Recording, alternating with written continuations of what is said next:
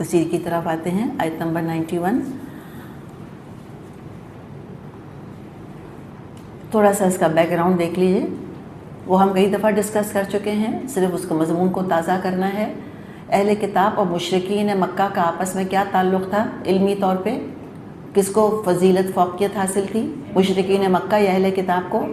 اہل کتاب کو۔ مشرکین مکہ علم میں اتھارٹی اہل کتاب کو سمجھتے تھے، تو ان سے جا کے وہ پوچھا کرتے تھے کہ بھئی ہمارے درمیان ایک شخص ہے، اس کا نام یہ ہے، اور وہ یہ دعویٰ کر رہا ہے کہ اس کو اللہ نے نبی بنایا ہے اور اللہ اس پر وحی نازل فرما رہا ہے، اور وہ یہ کلام پیش کرتا ہے، کہتا ہے یہ اللہ کا کلام ہے جو مجھ پہ نازل ہوا۔ اب بتاؤ، تم کتاب کے پڑھنے پڑھانے والے ہو، بتاؤ کیا وہ ٹھیک کہہ رہے ہیں؟ تو پھر ہم جانتے ہیں کہ اہل کتاب ان کو کنفیوز کر دیا کرتے تھے، تو ان پر اللہ تعالیٰ تبصرہ کر رہا ہے، وما قدر اللہ حق قدرہ اذ قالوا ما انزل اللہ علی بشر من شیء۔ ان لوگوں نے اللہ کا بہت غلط اندازہ لگایا جب کہا کہ اللہ نے کسی بشر پہ کوئی چیز نازل نہیں کی۔ صاف چھپا جاتے تھے وہ کہ ہماری کتابوں میں واقعی محمد صلی اللہ علیہ وسلم کی نشانیاں موجود ہیں، ان کا تو نام موجود ہے احمد، ہر چیز چھپا جاتے تھے۔ اور آبویسلی تعصب اس کا ریزن تھا۔ یہ بھی ہم یاد رکھیں کہ مکے والوں کا معاملہ کیا تھا؟ Against the message not against the messenger. ان کو پیغام سے دشمنی تھی، پیغامبر سے دشمنی نہیں تھی۔ پیغامبر تو ان کے اپنے اندر کے ہی تھے، ان کے اپنے قبیلے کے تھے، ان کے اپنی قوم کے تھے۔ یہود کا معاملہ کیا تھا؟ Not against the message, against the messenger. یہودیوں کے لیے پیغام خوب جانا پہچانا تھا، وہ پیغامبر کے خلاف تھے، محمد صلی اللہ علیہ وسلم سے بغض تھا کہ ان پر کیسے وحی آ گئی، آنی تو ہماری قوم میں سے کسی پر چاہیے تھی، بنو اسماعیل پر کیسے آ گئی، بنو اسرائیل میں آنی چاہیے تھی۔ تو یہ ماننے کو تیار نہیں ہوتے تھے کہ غیر یہودی پر بھی وحی آ سکتی ہے یا نبوت مل سکتی ہے۔ تو وہ کیا کہا کرتے تھے کہ جب ان سے کوئی پوچھتا تھا کہ نہیں ما انزل اللہ علی بشر من شیء، کہتے تھے کسی انسان پر کچھ نہیں نازل کیا اللہ نے، سفید جھوٹ بول دیتے تھے۔ اچھا یہ بھی عجیب بات ہے، بھئی کتاب تو ان کے اپنے پاس تھی، کیسے کہہ سکتے تھے کہ اللہ نے کسی پر کچھ نازل نہیں کیا؟ تو پھر کانٹیکسٹ دیکھنا ہوگا۔ دیکھیں اس میں نا جب بھی ہم قرآن پڑھتے ہیں ہم کو اس ماحول کو سمجھنا نہایت ضروری ہے ہمارے لیے جس ماحول میں یہ اترا اور جس میں کہ یہ لوگ رہ رہے تھے، ان کی سائیکالوجی، ان کی مینٹالٹی، ان کا سوچنے کا انداز، یہ بڑا امپورٹنٹ ہے۔ یہ نہ جاننے کی وجہ سے بہت سے لوگ قرآن کو سمجھ نہیں پا رہے ہوتے۔ ہم جانتے ہیں کہ قبائلی معاشرہ تھا، ان کی قبائلی ذہنیت تھی، ٹرائبل مینٹالٹی تھی۔ اس جواب کو سمجھیں، یہ کیوں کہا تھا یہودیوں نے کچھ بھی نازل نہیں کیا؟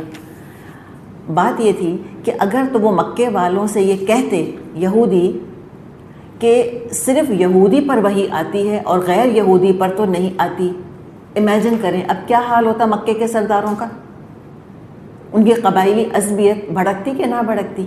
جو ٹرائبل ان کے ہاں پریجوڈسز تھے وہ ضرور بھڑکتی۔ وہ کہتے اچھا تم اہل کتاب، تم یہودی ہم کو ایسا گرا پڑا سمجھتے ہو کہ ہم عربوں کے اوپر وحی نہیں آ سکتی؟ تو کیا پتہ اس ضد کی وجہ سے ہی وہ آپ صلی اللہ علیہ وسلم کو اللہ کا رسول مان لیتے۔ سمجھ آئیے آپ کو بات، کہ ان کی جو ٹرائبل پریجوڈسز تھے وہ کیسے پلے کرنا شروع کر دیتے۔ اور یہ ڈیفینیٹلی ہوا تھا۔ حمزہ رضی اللہ عنہ کے اسلام لانے کا واقعہ مشہور اور معروف ہے۔ آپ صلی اللہ علیہ وسلم مکے میں تبلیغ کر رہے تھے، آلموسٹ 6 سال گزر گئے تھے آپ کو تبلیغ کرتے کرتے۔ حمزہ کے کان پہ پتہ نہیں بات پڑی، یقیناً پڑی ہوگی، توجہ نہیں دی۔ ایکسٹروورٹ قسم کے انسان تھے، شکار کھیلا کرتے تھے، اپنی مصروفیات تھیں، خاص توجہ نہیں دی کہ بھتیجا کیا کہہ رہا ہے۔ ایک دن شکار کھیل کے واپس آ رہے تھے، ایک کنیز ان کے پاس آئی اور آ کر کہا کہ آج تو ابو جہل نے تمہارے بھتیجے کو بہت برا بھلا کہا ہے، بہت گالیاں دی ہیں۔ شکار کھیل کر آ رہے تھے، ویسی بقول لوگوں کے ہائپر ہوئے ہوئے ہوں گے، اور بھی شکار کھیلنا کام ڈاؤن تو نہیں کرتا ہوگا نا انسان کو، ہائپر ہی کرتا ہوگا۔ بہت غصہ آیا، سیدھے ابو جہل کے پاس گئے، اپنی کمان اس کے سر پہ ماری، سر پھٹ گیا، اس کا خون نکلنے لگا، اور غصے میں کہا کہ میں بھی وہی کہتا ہوں جو محمد کہتا ہے، اب مجھ سے نمٹ سکتے ہو تو نمٹو، بعد میں کہتے ہیں خود خیال آیا کہ میں کیا کہہ بیٹھا. تو اس وقت کس چیز نے موٹیویٹ کیا تھا ان کو کہ محمد صلی اللہ علیہ وسلم کو اللہ کا رسول مان لیں؟ عصبیت نے کہ میرے بھتیجے کو برا بھلا کہا تم نے، ہاؤ ڈیئر یو. ہم میرے خاندان کے آدمی کو تم نے ایسے کہا. آج ہم نہیں سمجھ سکتے. ہمارے آج کل ایک قبائلی ٹائز بالکل بہت زیادہ ویک اور بہت ڈائلیوٹ ہو گئے. قبیلہ تو بڑی بات، خاندان کے ٹائز بہت ڈائلیوٹ ہو گئے، نیوکلیئر بن گئے ہیں ہم. تو ہمیں نہیں اندازہ ہو سکتا وہ کیا مینٹیلٹی تھی. تو آج تک ہم سمجھ نہیں پا رہے ہوتے کہ بات جو ہے وہ کہاں سے اوریجنیٹ کر رہی ہے، اس کے پیچھے اس کا پس منظر کیا ہے. تو وہ اس طرح کی باتیں وہ کرتے تھے. کہتے تھے کہ چلو یہ کہہ دیتے ہیں کہ کسی پر کچھ بھی نازل نہیں کیا. اگر خالی یہ کہا ہم نے کہ نہیں غیر یہودی پہ وحی نہیں آ سکتی تو پھر کہیں بھڑک ہی نہ اٹھیں یہ. تو ایک مطلب اس کا یہ ہے کہ ما انزل اللہ علی بشر من شیء، کسی پہ کچھ نازل نہیں ہوا. اور ایک جو ہے وہ ذرا سا پہلو بچاتے ہوئے انہوں نے یہ بات کہی کہ تورات کی شریعت کے بعد اب کسی اور شریعت کے نزول کی ضرورت ہی نہیں ہے، کہ اب تو اس کے بعد اور اللہ تعالیٰ کسی انسان پہ کچھ اور نازل کرے گا ہی نہیں. بس تورات آ گئی، ہمیشہ کے لیے آ گئی، نہ ایبروگیٹ ہوگی، نہ تبدیلی آئے گی اس کے اندر، نہ اس کے احکامات ریپلیس ہوں گے اور نہ منسوخ ہوں گے. تو اس پر اللہ تعالیٰ کا تبصرہ ہے کہ اے یہودیو، اے اہل کتاب، تم نے تو اللہ کو پہچاننے کا حق ادا نہیں کیا. ہم کہتے ہیں نا شیم آن یو، تم ایسی باتیں کر رہے ہو. اللہ کی کتاب کے حامل ہوتے ہوئے، شریعت کے حامل ہوتے ہوئے، انبیاء کو پہچانتے ہوئے تم ایسی بات کر رہے ہو. بھی عرب کے جاہل لوگ ایسی باتیں کریں تو چلو سمجھ میں بھی آتا ہے، امی ہیں، ان کے پاس ایکسکیوز ہے. تم انبیاء اور رسولوں کے علم کے وارث، عالم، تم ایسا لوگوں کو کنفیوز کر رہے ہو. جو کتاب تمہارے پاس ہے تم نے کہاں قدر کری ہے اس کی؟ کوئی قدر نہیں کری. اور دھمکی بھی ہے اس کے اندر کہ تم جو اتنی بڑی گواہی چھپا رہے ہو، اے اہل کتاب کے عالم ہو، تم کیا سمجھتے ہو اللہ کیا معاملہ کرے گا تمہارے ساتھ؟ اندازہ نہیں لگایا تم نے، اللہ کا اندازہ لگا نہیں سکے تم، جیسے اللہ کا اندازہ لگانا تھا کہ کتنی سخت سزا تمہارا انتظار کر رہی ہے کتمان حق کے طور پر، حق چھپانے کی وجہ سے. سورہ نوح ہم پڑھیں گے. نوح علیہ السلام نے بھی اپنے قوم سے کہا تھا ما لکم لا ترجون للہ وقارا، کیا ہو گیا تم کو اللہ سے کسی وقار کی تم امید نہیں رکھتے کہ تم شرک کیے جاؤ گے، تم اللہ پہ جھوٹ تہمتیں لگائے جاؤ گے، تم اللہ کے رسول کا انکار کیے جاؤ گے، اللہ کچھ نہیں کہے گا، اللہ نہیں پکڑے گا. تم تو اتنے غیرت مند بنتے ہو اپنے لیے، تم نے اللہ کی غیرت کا اندازے کچھ نہ لگایا کہ اللہ کو کتنی غیرت آتی ہوگی اپنے احکامات کو ٹوٹتا دیکھ کے اور رسولوں کو جھوٹا قرار دیا جاتا دیکھ کے. اور پھر ان کو اپنا آئینہ دکھایا جا رہا ہے کہ بتاؤ من انزل الکتاب الذی جاء بہ موسیٰ، وہ کتاب بتاؤ کس نے نازل کی تھی جو موسیٰ علیہ السلام لے کر آئے. نوراً و ہدیٰ، نور تھا اس پر، ہدایت تھی. دیکھیے اس سے یہ بھی اندازہ ہوتا ہے کہ اہل کتاب نے تورات کی تعلیمات کی ہوا نہیں لگنے دی تھی مشرکین عرب کو. سب کچھ چھپا لیا تھا انہوں نے. تمہارے پاس کتاب موجود ہے، تم نے کہاں قدر کی، کہاں تبلیغ کری، خود بھی عمل نہیں کیا اس کے اوپر. تب یہ آیات جب آئیں سب نے اعلان سن لیا ہوگا، اور اہل کتاب کا جو امیج بنا ہوا تھا وہ سارا امیج ختم ہو گیا ہوگا. تو یہ ضروری تھا ان کے اوپر سے، ان کے مکروہ چہرے پر سے پردہ اٹھانا کہ یہ بھیڑ کے روپ میں بھیڑیے ہیں. دراصل یہ گائیڈ نہیں کر رہے تم کو رہنما کے بھیس میں، دراصل یہ تو راہزن ہیں. بچ کے رہو ان سے اے عرب کے لوگوں. تو پھر رفتہ رفتہ قرآن کے اسی پالیسی اور اسی انداز کی وجہ سے عربوں کی آنکھوں کے سامنے سے وہ پردہ ہٹا. انہوں نے پھر رہنمائی اہل کتاب سے لینی چھوڑ دی اور رفتہ رفتہ بات سمجھ آئی ان کو، اور پھر نبی اکرم صلی اللہ علیہ وسلم پر ایمان لائے. اس ایمان لانے میں قرآن کی اس میتھڈالوجی کا بہت بڑا ہاتھ ہے. تو اس پہ پھر اللہ نہ کرے اٹھا کر اینٹی سیمیٹزم کا الزام نہیں لگا دینا چاہیے. کسی یہودی نے اس زمانے میں نہیں کہا تھا، ان کے بڑے سے بڑے عالم نے کھڑے ہو کر یہ بات نہیں کہی تھی کہ قرآن ہم پہ جھوٹے الزامات لگا رہے ہیں. ایک نے بھی نہیں کہا. تو آج بس پولیٹیکل سلوگنز ہیں اور اسلام کی دشمنی ہے، جو ایسی باتیں ہم سنتے رہتے ہیں کہ اینٹی سیمیٹک اینٹی سیمیٹک ہے. کوئی اینٹی سیمیٹزم نہیں ہے اس کے اندر. اگر اینٹی سیمیٹک ہونے کا الزام لگانا ہے پہلے اپنی کتابوں کے اوپر لگائیں اور دیکھیں کہ اپنے انبیاء نے کیا کیا بد دعائیں دی ہیں ان کو، کیا برا بلا کہا ہے ان کو.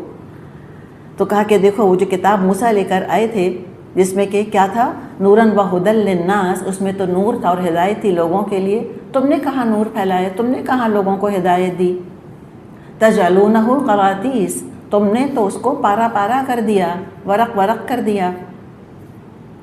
اتنا کچھ اللہ تعالیٰ نے تمہارے آباء و اجداد کو سکھایا تھا، تبدونہا و تخفون کثیرا، کچھ دکھاتے ہو بہت کچھ چھپا جاتے ہو، وعلمتم ما لم تعلموا، اور جس کے ذریعے تم کو وہ علم دیا گیا جو تم کو حاصل نہیں تھا، انتم ولا آباؤکم، نہ تم کو حاصل تھا نہ تمہارے باپ دادا کو حاصل تھا۔ اتنا کچھ اللہ نے تم کو سکھایا، اور پھر تم اس کا بدلہ یہ دے رہے ہو کہ علم اور حق چھپانے کے مظاہرے کر رہے ہو۔ اور یہ انہوں نے کیا کیا تھا، انہوں نے تورات کو پورا کمپائل نہیں کیا تھا، اس کو بٹس اینڈ پیسز میں رکھا ہوا تھا، اپنے حساب سے اس کا ایک حصہ نکال لیتے تھے اور جو ان کے لیے کنوینئنٹ نہیں ہوتا تھا اس کو چھپا جاتے تھے۔ ایگزیکٹلی یہ مضمون ہم پیچھے پڑھ چکے ہیں سورہ بقرہ میں، افتؤمنون ببعض الکتاب وتکفرون ببعض، تو کیا تم کتاب کے بعض حصے پر ایمان لاتے ہو اور بعض کو چھپا جاتے ہو؟ فرمایا کہ وہ کس نے نازل کی تھی وہ کتاب، وعلمتم ما لم تعلموا انتم ولا آباؤکم، اور اس کے ذریعے سے تم کو وہ علم دیا گیا جو تم کو حاصل نہ تھا نہ تمہارے باپ دادا کو حاصل تھا۔ یہ تو جواب نہیں دیں گے، قل اللہ، کہیے اللہ نے نازل کیا اس کو۔ پھر آپ صلی اللہ علیہ وسلم سے خطاب ہے کہ ثم ذرہم فی خوضہم یلعبون، پھر ان کو اپنی دلیل بازیوں میں کھیلنے کے لیے چھوڑ دیجئے۔ آپ صلی اللہ علیہ وسلم سے کہا گیا کہ ان کو اس طرح دین کی بحثوں میں الجھا اور دین کو کھیل کے طور پہ ٹریٹ کرتے ہوئے ان کو ان کے حال پر چھوڑ دیں۔ اس میں ایک طرح سے کیا ہے، ایک طرح سے ان کو ریجیکٹ کیا جا رہا ہے کہ یہ نہیں سدھریں گے، اب ان کو ڈسکارڈ کرنا ہوگا، اب ایک نیا سٹارٹ لینا ہوگا۔ تو یہ جنہوں نے کہا تھا نا اللہ نے کسی پر کچھ نازل نہیں کیا، اللہ نے وہی دلیل ان کے منہ پہ دے ماری کہ تم اس قابل اب نہیں رہے ہو کہ تم میں کوئی اور کتاب یا کوئی اور رسول بھیجا جائے، you don't deserve it any more, تم اس قابل ہی اب نہیں کہ لوگوں کی ہدایت کا رہنمائی کا کام کرو، تم نے کوئی حق ادا نہیں کیا، اب تم سے اللہ تعالیٰ یہ آنر واپس لے رہا ہے اور ایک نیا سٹارٹ جو ہے وہ لیا جا رہا ہے، نئی قوم، نئی کتاب، نیا رسول۔ وَهَذَا کتاب، اور یہ ہے کتاب، انزلناہ، جو ہم نے نازل کی ہے، مبارک مصدق الذی بین یدیہ ولتنذر ام القری ومن حولہا، یہ کتاب جسے ہم نے نازل کیا ہے بڑی خیر اور برکت والی ہے، اس چیز کی تصدیق کرتی ہے جو اس سے پہلے آئی تھی، اور اس لیے نازل کی گئی ہے کہ اس کے ذریعے سے آپ بستیوں کے اس مرکز یعنی مکہ اور اس کے اطراف کے رہنے والوں کو خبردار کر دیجئے۔ والذین یؤمنون بالآخرۃ یؤمنون بہ وہم علی صلاتہم یحافظون، جو لوگ آخرت کو مانتے ہیں وہ اس کتاب پر ایمان لاتے ہیں اور ان کا حال یہ ہے اپنی نماز کی پابندی کرتے ہیں۔ بڑی بابرکت کتاب کس کو کہا گیا؟ قرآن کو مبارک کتاب ہے، اس کا خیر دائمی ہے، پرماننٹ ہے، اعلیٰ ترین علوم کا سرچشمہ، برکت ہی برکت ہے اس کتاب میں اور کتاب پر عمل کرنے والوں میں۔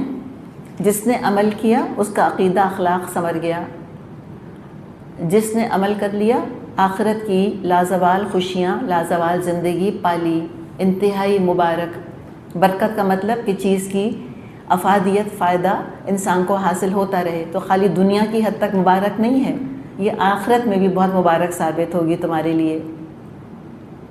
اور جن لوگوں نے اس کتاب کی خدمت کی انہوں نے خود دنیاوی زندگی میں بھی بہت سی برکتوں اور خوشیوں کو پا لیا، وہ بہت خوش رہے۔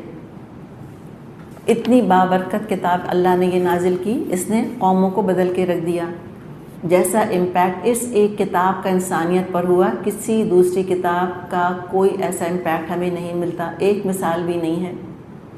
یہ بھی چیلنج ہے قرآن کا کہ ایسی کوئی کتاب تم اگر لا سکتے ہو تو لاؤ جس نے کہ دنیا بدل کے رکھ دی ہو، سویلائزیشنز کو پلٹ کے رکھ دیا ہو، لوگوں کا دین بدل دیا، اخلاق بدل دیا، ترجیحات بدل دیں، تقالید بدل دیں، کلچر بدل دیا۔ لاؤ یہ کتاب ایسی۔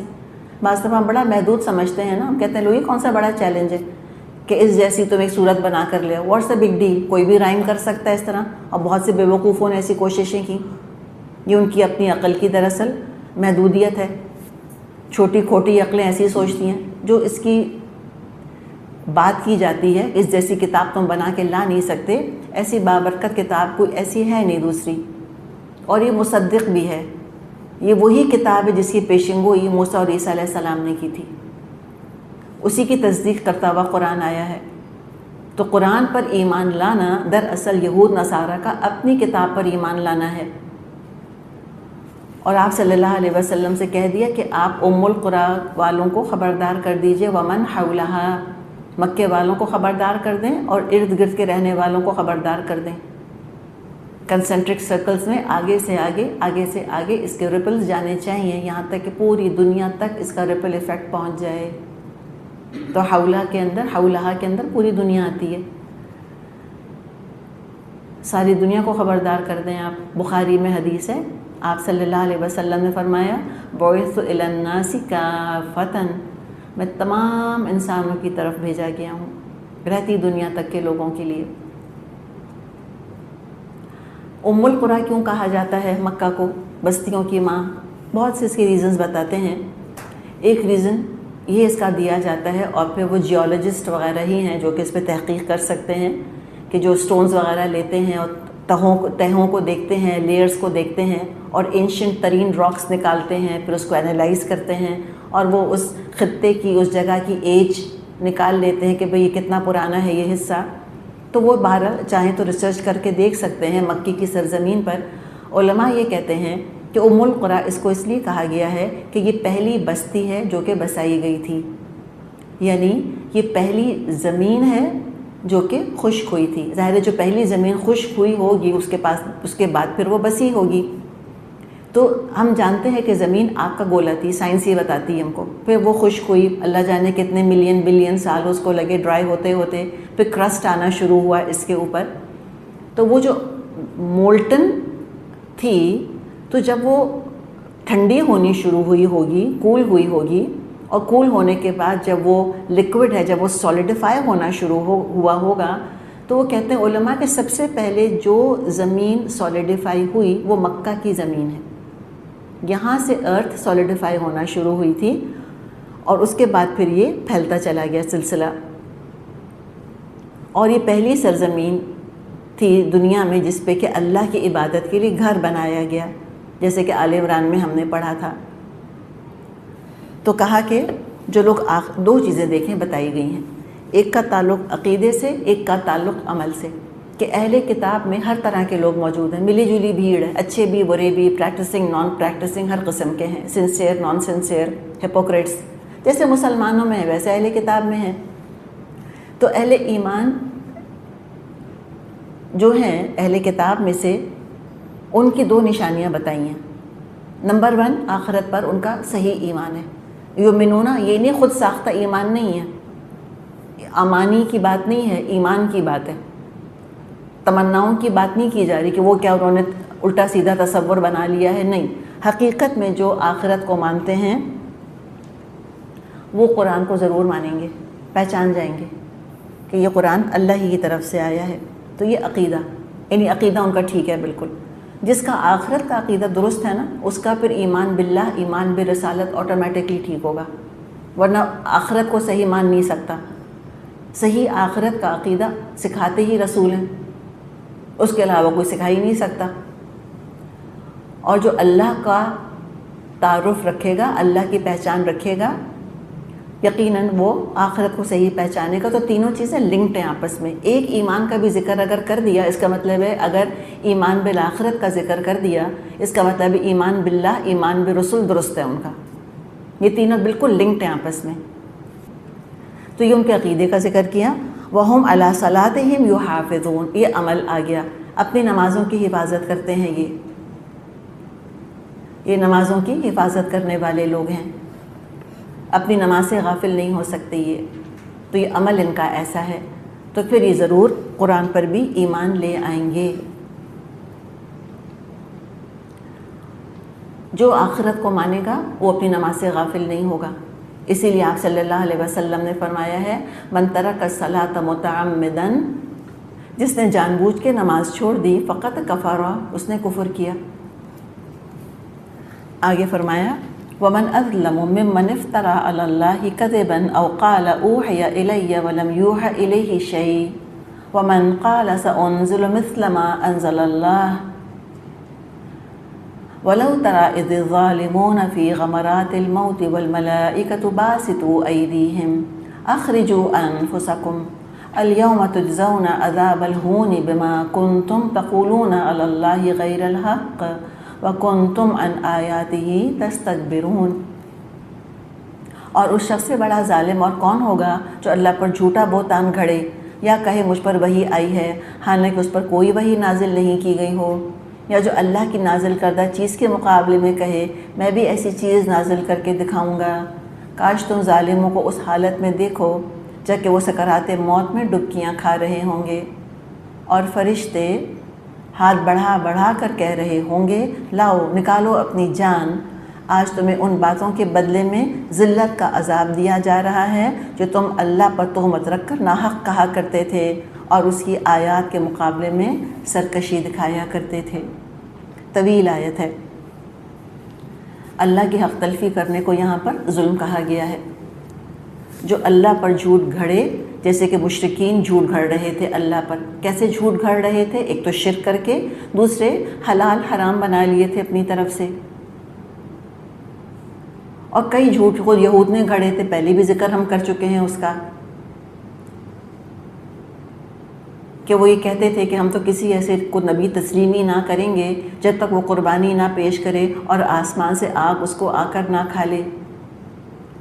اس سے بڑھ کر ظالم کون ہوگا جو اللہ پہ جھوٹ گھڑے، یا وہ کہے اوحی الی، یا وہ یہ کہے کہ مجھ پر وحی کی جاتی ہے، یعنی رسالت کا دعویٰ کرے، نبوت کا دعویٰ کرے، جھوٹے نبی کہ براہ راست اللہ میری طرف وحی کرتا ہے، یعنی ایک مطلب کیا کہ میں خود نبی ہوں، یا یہ کہنا کہ اللہ براہ راست وحی مجھے میرے اوپر کر رہا ہے، مجھے کسی نبی پر ایمان لانے کی ضرورت نہیں ہے، مجھے کسی شریعت کی ضرورت نہیں ہے، مجھے شریعت کی باتیں نہ کیا کرو، مجھے نہ بتاؤ کہ وضو کا کرنا ضروری ہے نماز کے لیے اور نماز ضروری ہے نجات کے لیے، ایسی باتیں نہ کرو مجھ سے، مجھے ضرورت نہیں کسی شریعت کی، ڈائریکٹ مجھ پہ وحی آتی۔ اور بعض ایکسٹریم جو غلف کرنے والے صوفیاں ہیں ان میں اس طرح کے کچھ خیالات پائے جاتے ہیں،